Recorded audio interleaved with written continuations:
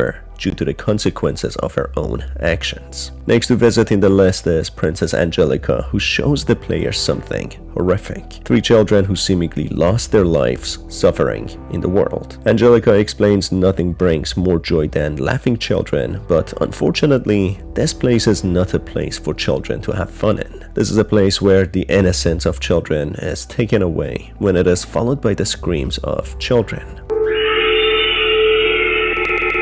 Eventually, we visit Mr. Wright, who transforms into a disfigured and deformed human, telling the protagonist to look at him. Texts are seen on the screen that he saw it all, referring to a tragic incident leading to all their sufferings. The scene cuts to Julian, who screams in remorse and fear, repeatedly saying that he didn't mean it and asking for help when the game crashes yet again. I didn't mean!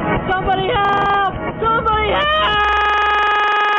Restarting the game with a new code, we go on to visit Julian. His house is abandoned, being in a neglected condition as if it has been abandoned for a long time. Where could Julian and the rest of the characters be, and how they did all disappear in such a short passage of time? That's when a horrifying scene shows us how all these characters have been killed in a merciless manner. The game crashes and new note files appear on the computer of the player. These notes are written by the developer in the style of Lux. There seems to be some other developer to the game Julian. The developer mentions that people who played the first mods of a game started noticing a new character known as Nightmare. In his second indie game, he manages to see this character who asks the players a series of strange and personal questions, which would corrupt the games and crash the computer, acting as a virus. This makes the dev uncomfortable and very worried, as this virus has found its way into different.